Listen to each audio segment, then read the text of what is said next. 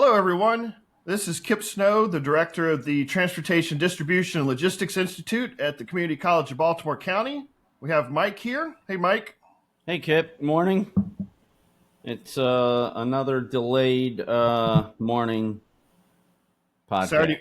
Saturday morning, absolutely. So, hey, everybody. I'm Mike Singer, community manager for Baltimore and Chesapeake Bay Shipwatchers. We are a local maritime advocacy group who just tries to do whatever we can to help promote all things to do with the Port of Baltimore. And so now we have this podcast, and it's just another way to get information out to folks in a timely manner, or, well, it was supposed to be a timely manner. Well, holidays happen, and we're 2 days late. I mean, we had the July 4th holiday that we had to contend with this week. So right, yeah. Did you have any 4th of July stuff you did? Yeah, we our neighbors set off an inordinate amount of fireworks. I mean, like 15 to 20 minutes. So, so all the houses within 4 or 5, let's say they're in the center, like 2 houses to the right and 2 houses to the left. Everybody coordinates. Hey, when are you setting off your fireworks? Oh, and then we all have a party the same day. And I mean, it's really close because our properties are kind of close together, but we're on the water, so they do it out on their pier. So it might be like 30 feet over, but like 100 feet out. So I don't have my trig formulas right off the top of my head. So I don't know what the hypotenuse is of 30 by 100. Okay, drink or coffee. Take coffee sip because I said hypotenuse. I was going through the whole Pythagorean theorem and a squared plus b squared equals c. What? Right. Exactly. Yeah. That's too much for Saturday morning. Way too. Wait a minute. Sunday morning? Oh, is it Sunday? It is Sunday morning. Okay. Sunday See, that's where we're at. All right. Okay. My 4th was pretty quiet. We went and saw some friends at a pool, and then nice quiet night. So no big deal. It was not here in Pasadena. It is 8 crazy nights, especially when July 4th doesn't fall on a weekend. Oh, I mean, last night you're still shooting them off. Yeah. And you feel bad for the doggy, but get through it. Yeah. Shipping updates. You got some updates for us this week with stuff coming in out of the harbor. Hey, so before we do that, we are on podcast 10. So yes, we are. Mm-hmm. So now that we can finally count, we forgot to say that we're on podcast 10. It's more digits than what I have fingers on my hand.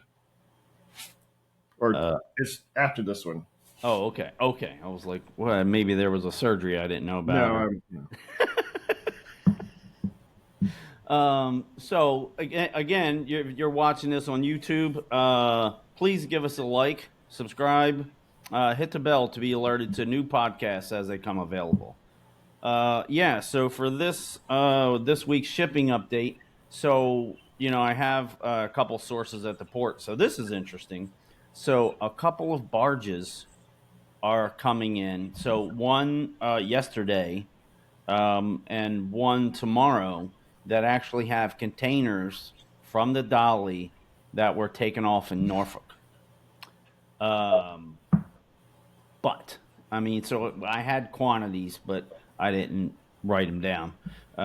But supposedly no one that my source knows at the port knows what the end game is for these containers, other than they're holding them at the yard for now. And I'm not. This isn't speculating or anything, but some of those questions that may come up are, well, wait a second, you drug the ship down to Norfolk and now you're barging containers back up. What's going on here? Well, there could be a whole host of situations here. It could have been that they weren't accessible here again, this is as I kind of said before, this is a fluid situation. Right. They may not And have it's had fluid. access to those containers while they were here and had to move stuff, continue to move stuff off. There may be capabilities down there in Norfolk with crane and barge operations to help take and repair and things related to the ship that they just could not get that done. So I Yeah. wouldn't I don't know that I would read too much into that. It's just there are so many issues that have to be addressed with getting the ship fully responded to, you Mm-hmm. know and the statement of we're not sure where they're what's going to happen with it. Mm-hmm. Remember that the ship owners declared the General average. yeah, and so what that now changes everything, because now the shippers and all of the owners of those products now have to figure out, am I paying for part of this, or they actually have to go and pay that amount for their freight in order to take ownership of it. So Now, it may be just as simple as a negotiation or a follow through of, hey, once you pay for this, then we can release the freight and we can get it to you. So mm-hmm. And so I just wanted to, my source pointed it out to me that no one knew what the end game was on these containers.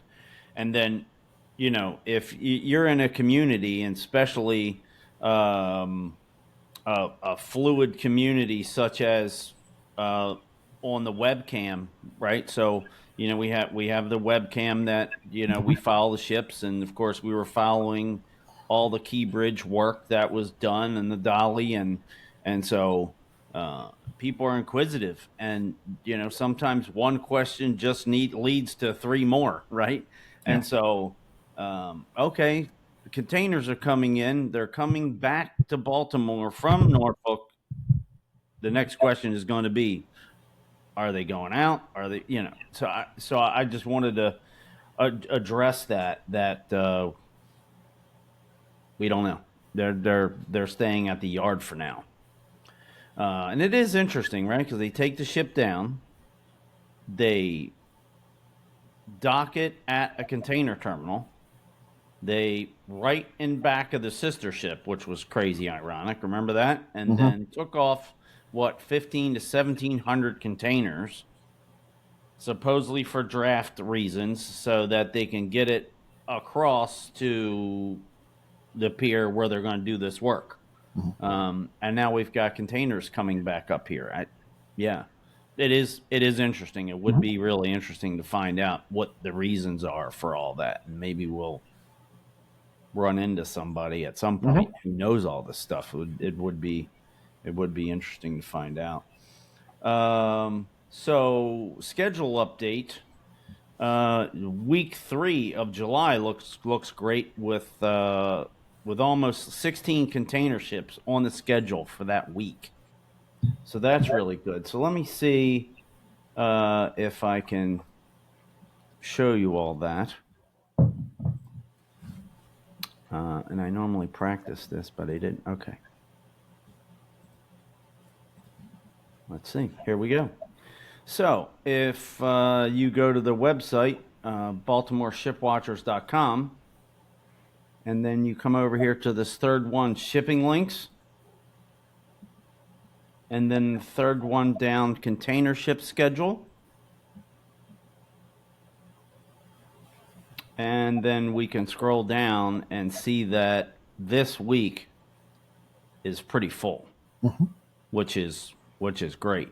Now, And what are you explain a little bit, because I saw you Mhm. click from the Shipwatchers website Mhm. that you're promoting each week. Mhm. Then you clicked on to something else. What it This looked like is actual Ports America. This is a link to their website, and this is public info. This is on their website.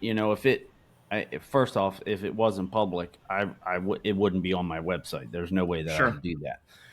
But this is already public info, so I'm just trying to provide folks, a link to information, which is basically what our whole website is.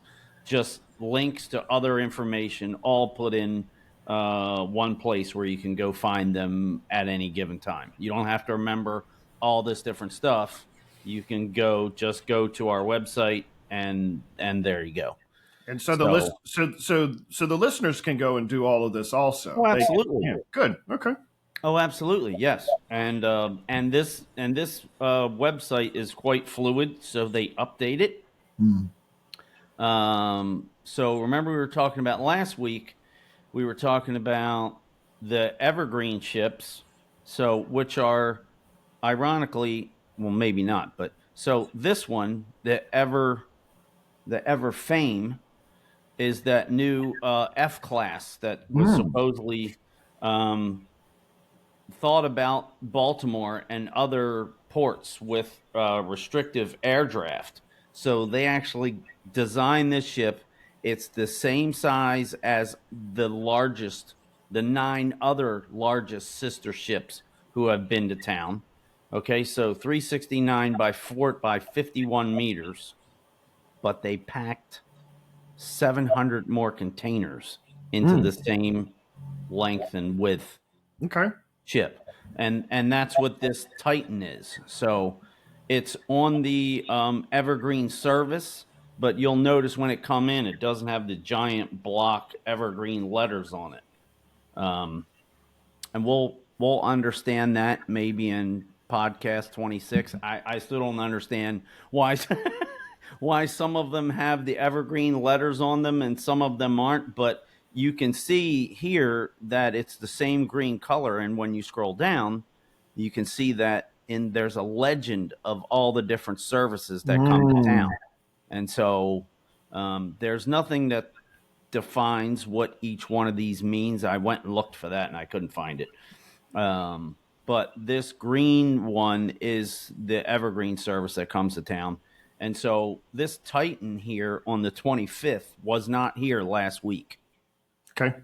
And then I highly doubt that they're going to have, well, they might be able to squeeze because Ever Fame is here from 17th and 18th. And so depending on how much work it has, it'll skedaddle because we know there's not room for 4 container ships. Sure. And then this Columbia Freedom is always that barge that barge does the Philly, Norfolk, Baltimore runs. And I guess it takes a week because it's on the schedule every Friday. All right, enough of that.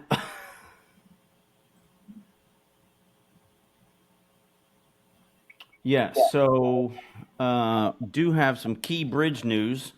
Okay. So I'm sure folks always want to hear about that. So this was interesting, and this seems to be a dynamic situation, right? That I initially thought, okay, when they were going to clean up the bridge, they were going to just bring the whole thing down. And then I found out that, oh, no, that's not true. They're going to find, I was told it was going to be part of the request for proposal for the new bridge. And so maybe this is packaged into that somehow. So the Maryland Board of Public Works approved a $50 million no bid contract past Wednesday to clean up and remove bridge debris.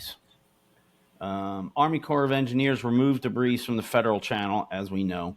But the Maryland Transportation Authority bears the responsibility of removing the remaining debris, which includes large portion of highway bridge trusses, steel girders, and the bridge deck.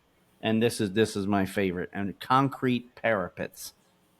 So I actually Googled concrete parapets or bridge parapets, and it wasn't. It looked like it was railings. I don't know that's. I'm gonna have to ask one of my civil engineering Yeah, I was friends. just about to say engineering folks. What do you think that means? Because I'm not sure I know what that means. So Skanska was selected because it was already contracting with the state for the Harry W. Nice Bridge project. The 301 project that that's done. And maybe you can speak to that. If you're already on the books, then it's a lot easier to write a contract than. Well, I don't really understand how that. yeah. So if you're doing contractual work with the state or the feds, there are processes in place for you to become an approved vendor or to be in alignment for certain types of contracts. So it does, yes, it does help if you've already previously done a contract and you're in good standing. That's going to give you some extra points or ticks towards, if you're in competition with other firms in the future, Mhm. they're going to, the state's going to know who you are, but they're still going to go through that review.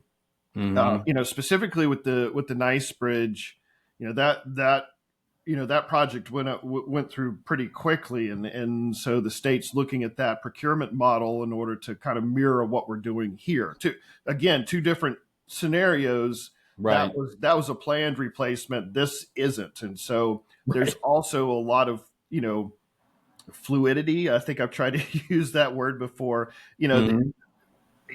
Yeah, and even in the podcast we've talked about and referenced articles and statements on record that said those things prior, but Yeah.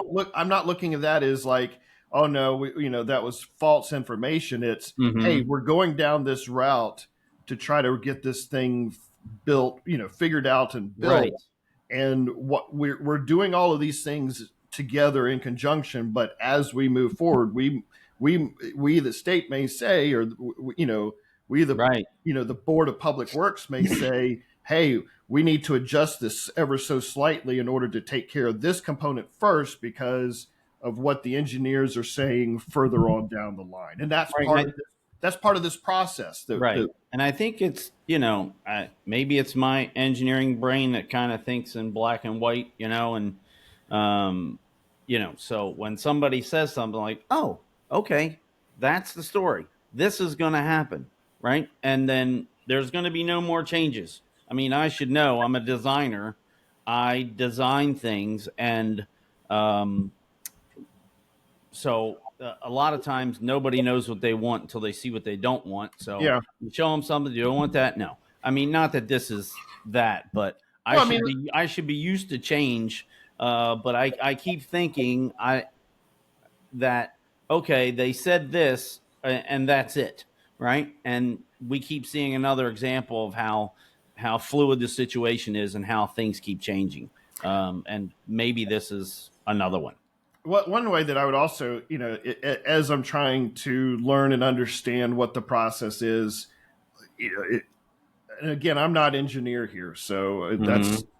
but if we're building, if we've got if we have a bridge that's still partially erect, it's still, we still Mm-hmm. have Some parts the of it. approaches that are still standing Right. there, and if the concept is to put the bridge back in the same footprint, Yes. you can't build on top of the old. You have to Wait, remove that. what? Yeah. So you Sure. gotta you gotta move this stuff out in order to build new. You know, What? you got to go ahead. I mean, to go ahead and get started on this, but I would not be surprised if we get towards, further into the build, and there is removal that is taking place at the same time of build. Right. Meaning, those approaches have to be replaced. Those Right. firms have to be able to work together. There is going to be overlap in You that would that imagine triangle. with, the goal of getting this done as soon as possible, you would imagine that. And so, like you just said that. So in my head, I'm thinking, and I'm not a civil engineer. I have nothing. I've never had anything to do with bridge building or contracts or deconstruction, but just, and I feel like as more and more people listen, it's important to put that out there. Yeah. So I'm speculating, um, but I can imagine that they could take the roadway off, and I don't know, they might have to beat the heck out of it into a billion pieces. I don't. They could take the roadway off, and then I would imagine that they would want to miss those footprints of the vertical supports that exist, right? And then you can start. Somebody's designing it somewhere, and then you'll want to miss those, so you can be in the middle. Like if you're doing what is it called? Where they the box? What's the box called? I'm having a brain skip. What, the little dolphin islands? No, no, no, no, no. The box that they build so it's dry, so that they can. Oh yeah, yeah, yes, yes. I forget because I'm not the engineer. I know. Oh, Yeah. yeah. So and maybe are building those in the middle at who knows. Um, Also, it may be that they want to put it in that space that originally held the original bridge, mm-hmm. but there may be extra work that needs to be done to solidify or build up whatever that support. I also noticed in the bridge design request, at least in one of the proposals, Mm-hmm. the opening span across the channel is going to be wider, and so Oh, yeah. and that also requires reinforcements and different designs within the footprint of the support structure Mm-hmm. points all throughout the bridge. So it's not going to be a one-to-one type thing. So they've got to figure those kinds of situations out. Right, right. And yeah, I now that you say that, I find that really interesting because you know those triangular trusses, right? I can't, that Mm-hmm. held up the main part of the truss, and then there was a straight vertical support, and they probably have to miss those, right? Because if you're going to be driving new pilings or into the mud, so that you can put, how's it go? You put a cement cap on those, and then you build up from there. Is what I've heard from one of my bridge construction sources. That you can't do that in the same place, and so how do you manage? How wide you want it to be versus where the current pilings are versus when are they taking them down? When do I have availability to work in that spot? You know, all that stuff. And we're going way off on No, speculative. it's to that level that a decision has to be made. All of those questions that you just asked are what has to be figured out in order to make it work. Mm-hmm. And in case anybody is caught that this was a no bid contract, it was also said that if this was a normal process, it would have delayed this specific contract, to get the rest of the key bridge down, the approaches. It would have delayed that by 8 months. So there's no way. And what was it? There was an actual specific date. Do you recall? Was it the end of October, the end of September, where they said it would be of 28, not just Yes, not just I think December 31st, but a couple of months before that. yeah. So there's no way you're going to be able to get there if Mm-mm. you're delaying taking this stuff down. And I'm pointing because I can. It's um, you know, by delaying it another 8 months. Yeah, Interesting. yeah. I think that so just to kind of like summarize, the importance of all of that is that what they really are trying to address the time sensitivity. We've got a deadline for a reason, that we want to have the bridge back up, so we need to continue to focus on that. Mm-hmm. Trying to minimize those cost overruns, knowing that they have put this model in place, that the cost, some of that cost is going to be adjusted, but you still want to go and manage and prevent those cost overruns. um, you know at each point there's a lot of different focuses of what needs to happen on any given day with the full project, and Mm-hmm. so that demolition is going to interact with the initial construction in some capacity, and you have to plan for that to make sure that all of that process doesn't disrupt each other. Right. um, I and guess kind of like when they were working on, you know, um, the demo of the bridge, and you had people out working on the channel, and you had people working on the bridge, and you had people working on the ship, and they're all right there, and 3 different contracts, right, with 3 different companies. And how are they all out there working together? And I guess that's where we needed one of the reasons why we needed the Army Corps to manage all that. And just if we were able to go and implement this previous phase as flawless as it was using a joint command model, it can be done. Right. That gives us encouragement that the bridge can get done in the appointed hopeful time. I know that we've had some discussions on Domino Sugar over the past couple of weeks. Do you have some updates on that? I know that there's been some pictures around that. Yeah, I do. So of the sugar wanted shed. to show some pictures of the sugar shed construction, which I've been really interested in for like a couple of years. So look at that. This was in 2021 when the sugar shed burnt down. And then they've done a bunch of work since then in other areas, right? Because they had to modify the factory to use their old internal sugar shed, and they had to get sugar brought into a pier over in Canton and then have it barged over. And meanwhile, they were building those. Remember, we talked about those 4 finished sugar silos that held 14 million pounds of sugar. But let me show. Let's see here. And so we showed this a few weeks ago, where these arrows point to. The arrow on the right points to this sidewall that's 20 feet tall. So when you're walking next to that, you're looking up at this thing, and it's 2 and 3 feet thick. So they're going to be able. So the idea of that is, I think the old sugar shed was, it wasn't built to store sugar up against the wall. The sugar was, could only be down here. If you imagine, a big mound of sugar coming down from the top. And now this one, they can store sugar 20 feet up the side of the, so they can fit a lot more sugar in basically the same footprint.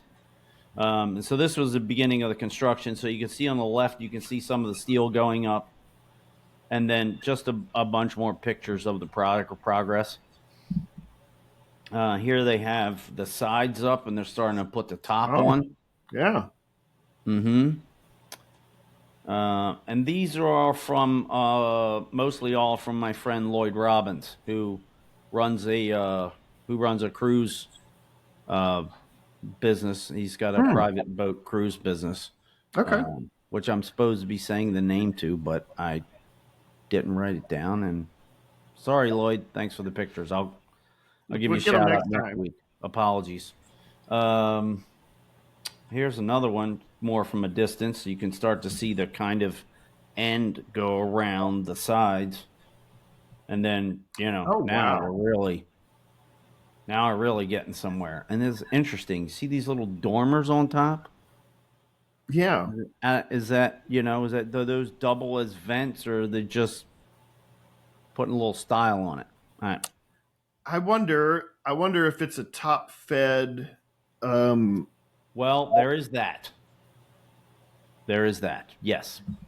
So that's probably what it is. So what I don't know is what is the connecting process from their pier and their bucket crane that they have to so when a ship comes up, they open up the cargo hold. It's a bulk ship. They have a big crane that goes in and digs out the and they dump it into a hopper, and that goes on a conveyor, and then you're right. I'm glad you brought that up. And then a bunch of other conveyors, and then winds up at the top.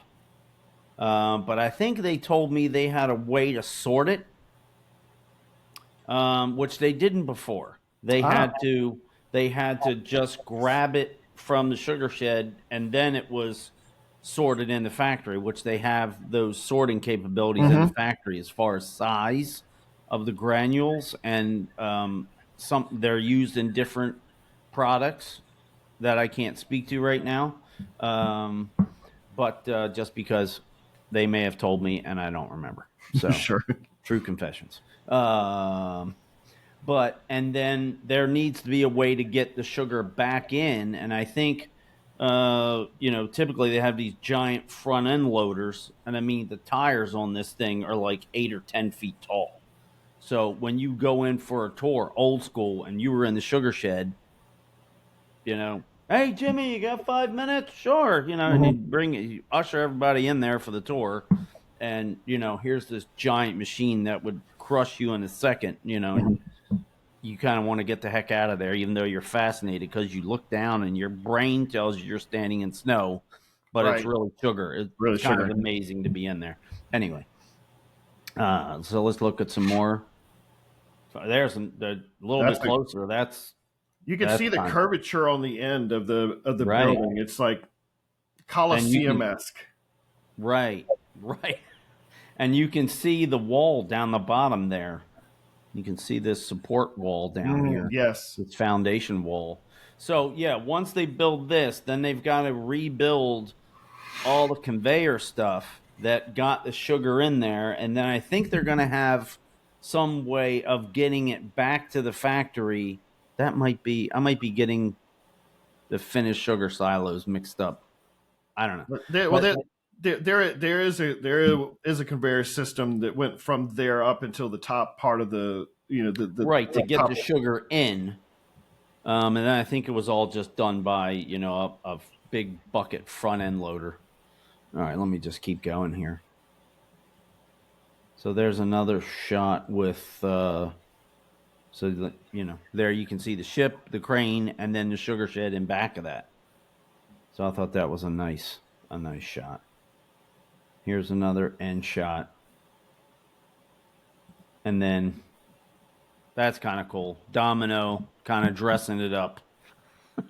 Dressing up the new sugar shed, which, when you talk to the people at Domino, like the one before this was the new sugar shed.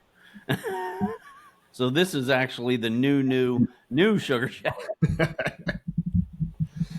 Anyway, and then since we're kind of talking about July 4th just a little bit, this is kind of cool. So there's Domino again, but this is our local company, Vane Brothers, who has been in Baltimore for 125 years, and there they are pushing the fireworks barge, supposedly, into the harbor. Yeah. So that's great. And so over here on the left, you can see a ship, and between the ship and the factory, you can see a little bit of sugar shed here.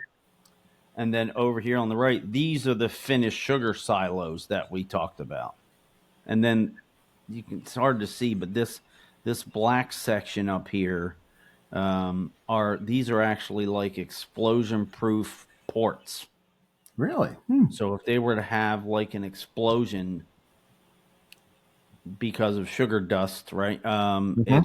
It's a way to get the pressure out without taking out the structure. And then this bridge, gets finished sugar over to the silos and then back into the factory should they need to reprocess it. So that's kind of interesting. Okay. Cool. I'll cut this part out right here. God bless him. Sitting there going, I just need to itch. All right. Okay. Those are some really cool pictures of the Domino sugar plant there, especially that one at the end that showed everything. Yeah, just been wanting to get some updates from them, and sometimes they're not forthcoming. Ever since the sugar shed, they're like, we are not disseminating any info unless it's official on our socials, and I understand that. That's cool. There's some sensitivity there, sure. Yeah, sure. So now we have some friends that are kind of helping us out with some photos, and I thought I would share them. Appreciate that. Mm-hmm. We have some breaking news. Yes. What?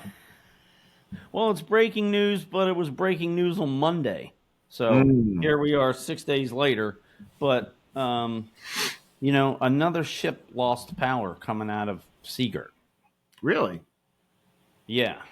Yeah. The 965-foot cargo ship briefly lost power as it departed Seagirt Marine Terminal. This was Monday morning, but it was able to return to its berth, according to Maryland Port Administration spokesperson Richard Scher. The ship, the Bellavia, departed Baltimore around 2:30 a.m. and almost immediately ran into trouble. She was only doing about 2 miles per hour, 2 knots, and only got about 2,000 feet away from the dock before it turned around and returned to a berth at Seagirt. It was able to quickly re-engage and return to Seagirt under its own power.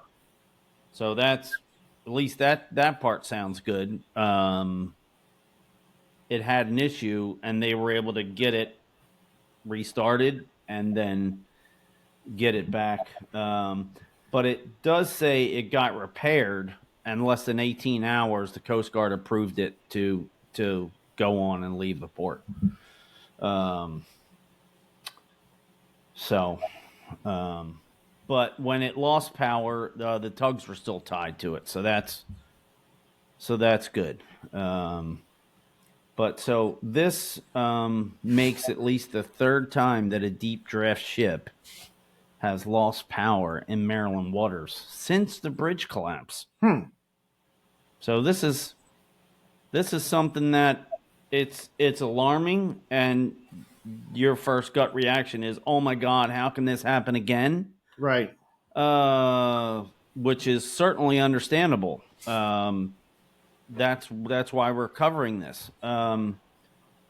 But it does happen a bit more than we think.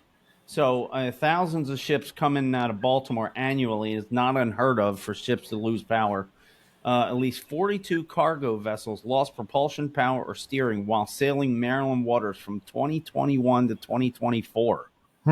So, which is about the same time as the Sugar Shed burnt down to now. So 42 vessels, including 7 in direct proximity to Seagirt. What are we doing about that? What happens? What's part of the process? So when that happens, it's required that they report the incident to the Coast Guard, and then when they receive the report, they're promptly investigated. Operational control measures are taken to restrict the vessel's movement until the condition that led to the power loss or propulsion is identified and corrected. And this is from a Coast Guard spokesperson. So, all right. So yeah, kind of alarming. And how the heck can this happen? But just seems like it happens an awful lot. We've talked about this issue in class, not just within the maritime industry, but across all of the various modes. And we hear certain things that maybe the mainstream media picks up on, but I also want to you have to kind of put some things into perspective. And in no way am I trying to sugarcoat this when I'm trying to provide some information that I did some research on related to this. It is something that should be addressed. It needs to be addressed, but I also want the general public to kind of think about this, kind of maybe in some layman's terms. There is a book that, and I think I'm going to have to go ahead and get the audio book on this so that I can listen into it. Gotcha. And it's a tank ship traumedy. It's impending disasters related to tanker ships. So I know that's really dry material, but I'm sure that I'm going to enjoy it. But sounds exciting, Kipp. But what one of the points that it brought up was that it states that on average, worldwide. Okay, so this is worldwide. This is not just Big picture. That there are about 10 times a day on average that tanker ships lose power in some capacity. Now, Just tankers. not catastrophic failures every time, but a power failure in some capacity. And so Right. if that's just tankers, now I don't know the number of ships, Right. I don't to compare what that ratio might mean. 10 Right. 10 times a day may be less than 100th of a percent, or Mm-hmm. I don't have that data, And but then at least it gives some kind of perspective that these types of transactions do happen. right. And then if I could interject, Mhm. um, and so hopefully we're talking to a bunch of ship geeks here, or some ship geeks. And so if you're like me, you're kind of fascinated with how things go. You probably heard us talk about like marine traffic, which is a website where you can look at ship traffic. And so we don't get many tankers here. We get small tankers, but we don't get big ones, and we don't get that many. But what's interesting is, when you look at marine traffic, most other cargo ships are green, cruise ships are blue, tanker ships are red. Hmm. And so when you scroll and look around the world, you will see places where there are a lot of red ships on marine traffic. There are a lot of tankers out there. And when you think about it, petroleum pretty much still makes everything go, right? And so there's an awful lot of tanker traffic out there. So I was Mhm. just wanted to kind of say that, Sure, yeah. if people are thinking in terms of Baltimore, 10%, well, so what? We get 1, 2 tankers a week and they're tiny little things. Well, What's the big deal? Yeah. what's the big deal? Well, in other parts of the world, it is a big deal because there's tons of tanker traffic, and they are as big as our biggest container ships here. Yeah. So, just wanted Uh, to put that in yeah, perspective. sure. Well, I mean, in conjunction with us, USA Today had an article they published back in April, Mm-hmm. along with everything that was happening with the Key Bridge, and um, they stated that there were 6,000 times in the past 22 years worldwide that have that that ships have recorded or experienced a loss of power, propulsion, steering, or some combination of that, and Hmm. that's an average of about 5 times a week. See, I had to calculate. See, I You was got your working on that. There you go. I was like, hey, what is that? What does that equate to? So, of that number, of that specific, you know, Mm-hmm. collection of metrics, Mm-hmm. 900 of those were near bridges. Now, Mm. not 900 we're going to go take bridges out. That's within a bridge environment, close to that may have had some kind of an impact. Mm. So that was also interesting to see. When we're looking at the Port of Baltimore, and how many ships do we have scheduled coming up for next week? Well, Um, the third week in July. It's 16 container ships, and that's just container that's ships. just containers. So I That's mean, not counting Ro-Ro. We're the number one auto importer in the U.S. So sometimes there's 8 or 10 of those here just offloading. so now our count is up to 30ish for that week. 30 to 40 that week, and Mm-hmm. that's not including everything else, any of the other types of barges or tanker ships or Right. other vessels that come in and Yeah, out. we've got Uh, paper ships that come in. We've got gypsum. We've got coal that goes out. We've got sugar ships, any of the cruise bulk or ships, yeah bulk or break wood. bulk. All kinds Mhm. of stuff. So we do have quite a bit of traffic that's coming through here, and Mm-hmm. there is the potential of these types of things happening.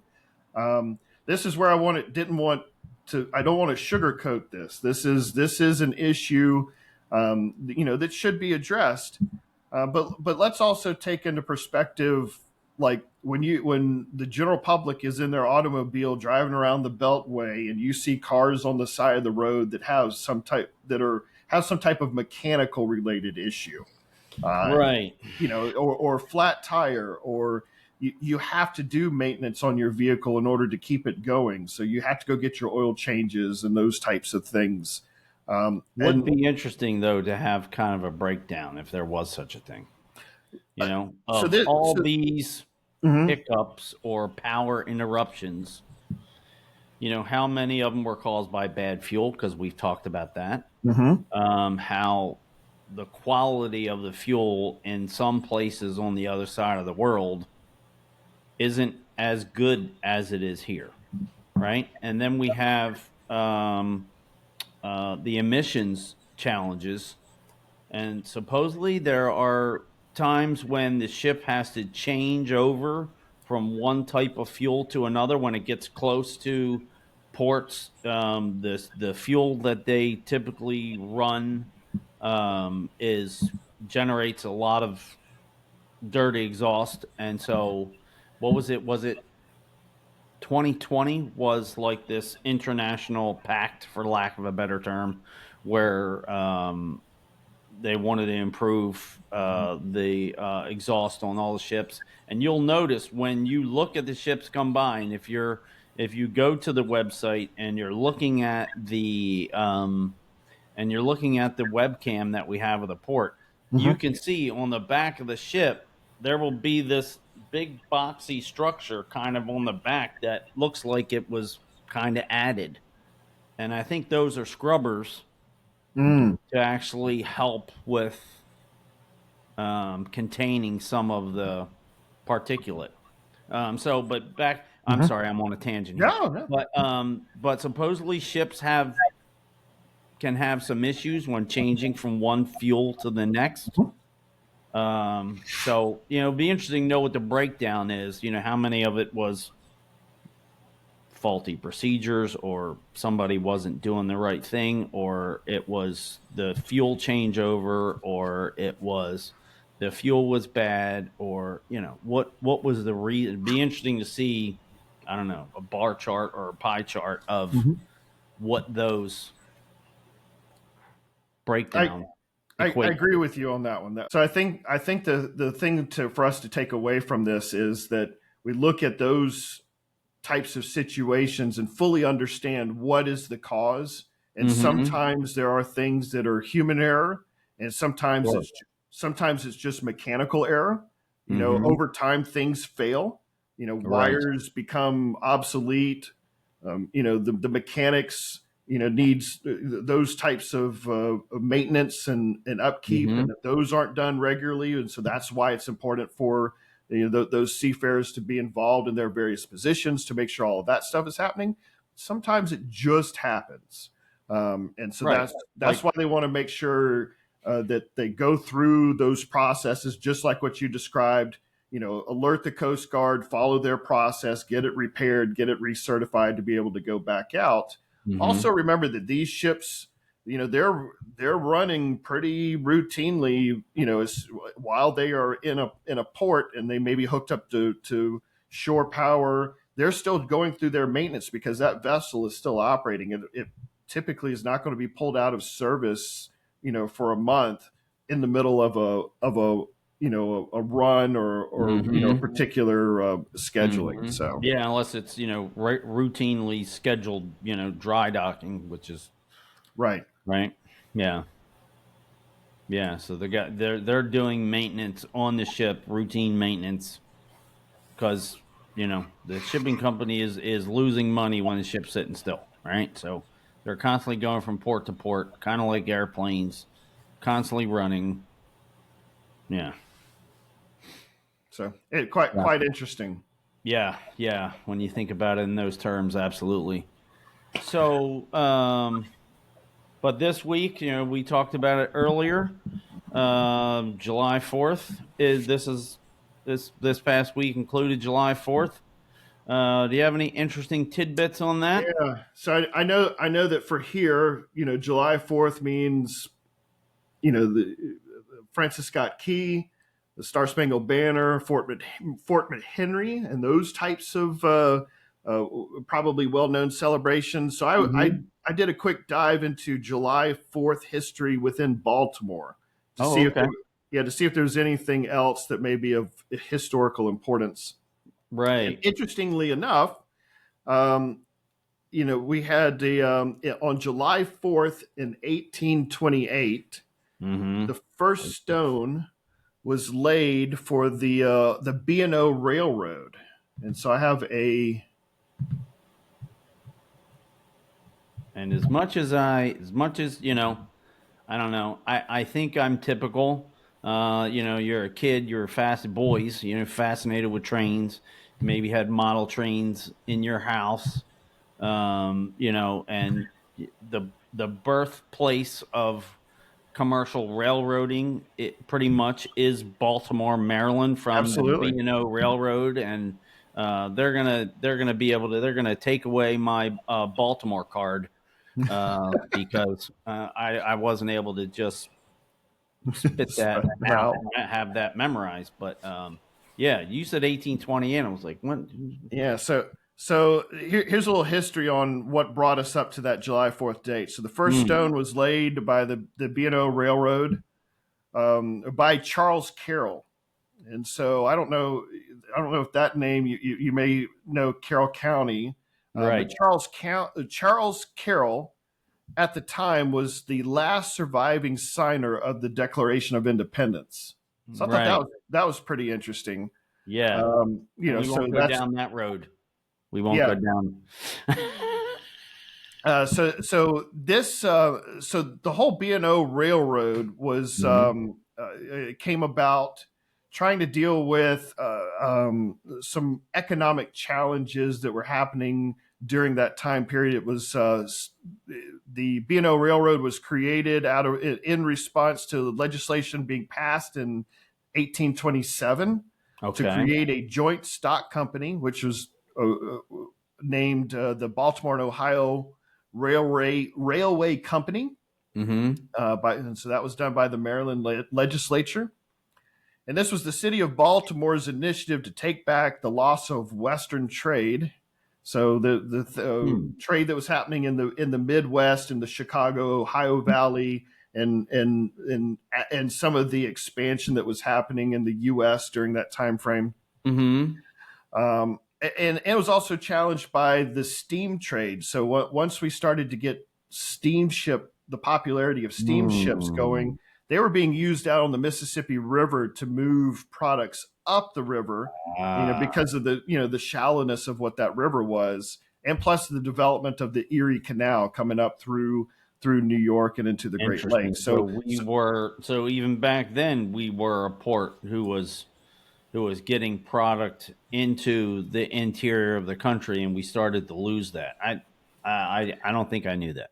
Yeah. So and I right don't think I before. knew about there were challenges that started to take away that traffic or Mhm. cargo amounts, and that the BNO was created to help counteract. I don't think I knew that. So we had the canal that ran up the Potomac, Mm-hmm.